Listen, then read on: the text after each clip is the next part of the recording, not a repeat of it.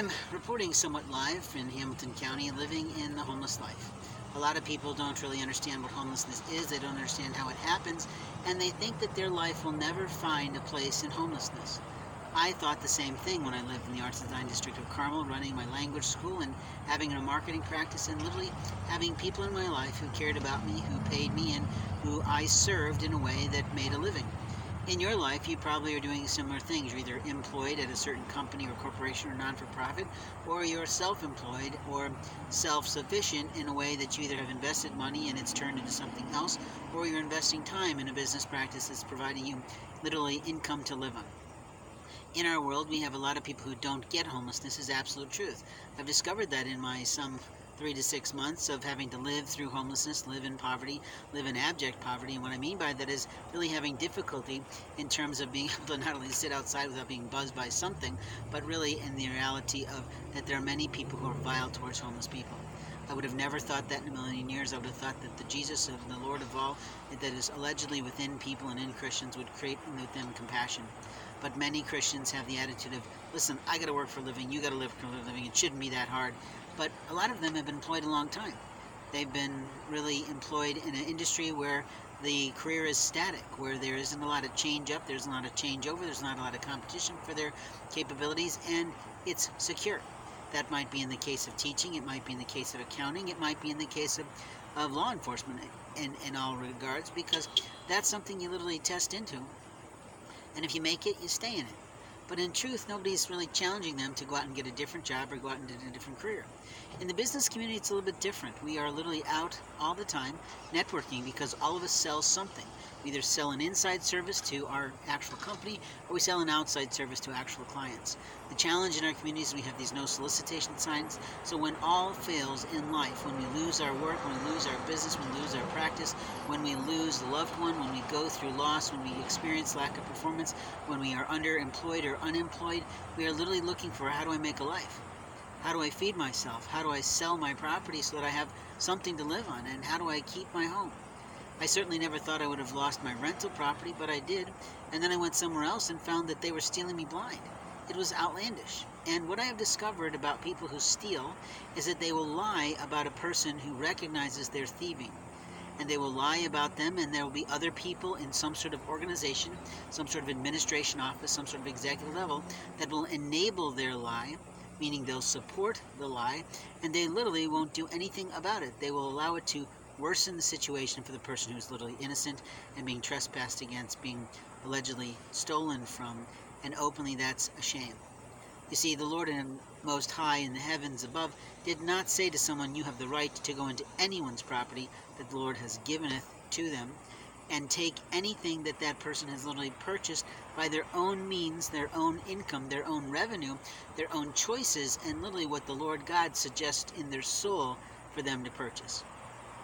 That's, of course, presuming that you're a person of faith and believe in a God that sort of articulates things about, wouldn't you like to have that, or shouldn't you do that? And we take heed and counsel from those whispers. The truth is there are many people who like to call that sort of thing an illness, and some of them will try to call it just about everything under the sun that they can find in the DSM-4 and DSM-5. But the truth is people of faith know what the First Amendment says, that we have the right to religion, we have the right to assembly, we have the right to worship however we like.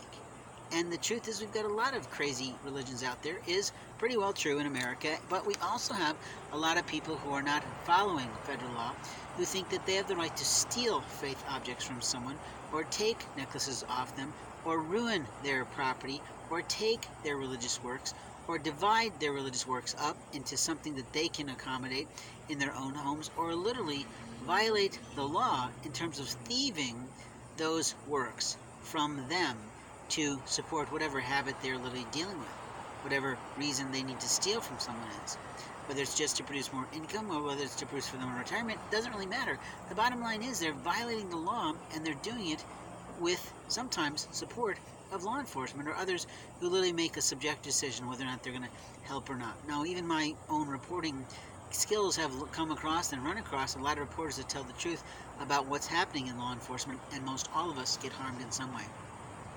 I literally was within my storage unit this past week, trying to sort and organize and prepare to make some sales to some businesses I just found who literally needed some sort of office furniture, and I have that. And literally, when I go into my next love space, I'm not going to need all the things that I've had, and I like to get rid of very select things that the Lord has sort of put in my heart to say it's time to let that go, because this new relationship you're heading into doesn't need those items, it doesn't want those items, and it's not appropriate because that's from the old relationship, or whatever it is that leads us to make decisions about taking things to secondhand stores or donating things to Goodwill or to the Good Samaritan Network, which is probably going to benefit more.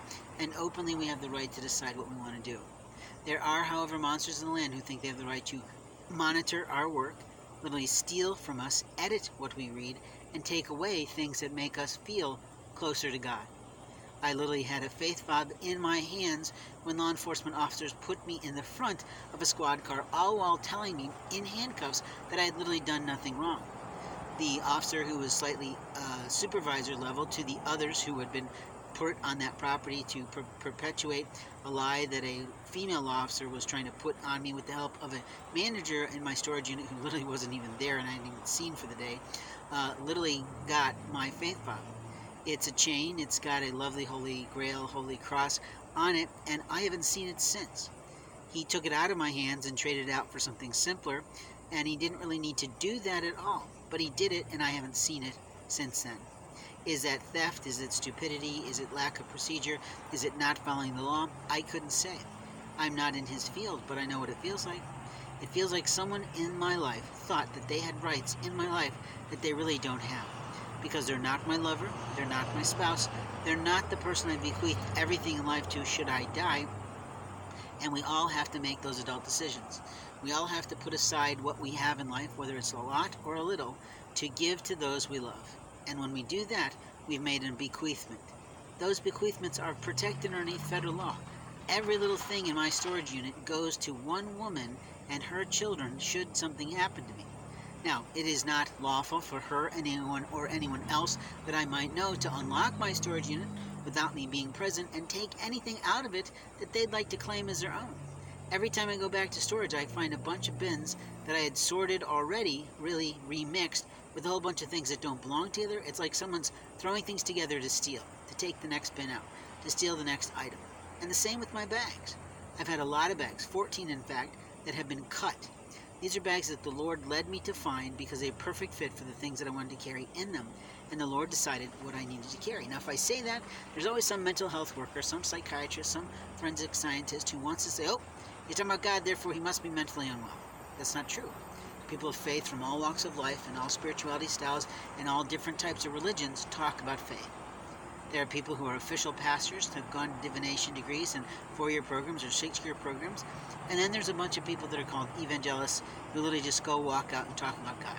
Maybe I'm becoming one of those. I don't know. You'll have to tell me. You've been listening to my podcast for a while. But even in this moment in time when I've only had a couple hours of sleep and I'm trying to produce something for myself, I'm starting to fall asleep.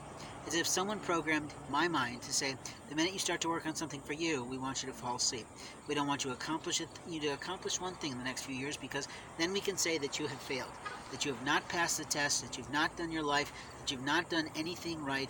And I get tired of these phones taking over our conversations, but this is what we're talking about. We're talking about how technology and people who abuse it harm our lives. And that's where we're going to go from here. Thanks for listening. This is Blake Ensign of Blaze Communications, LLC, marketing magic and mayhem of the Lord. Hoping you like this series as go forward. Thanks very much.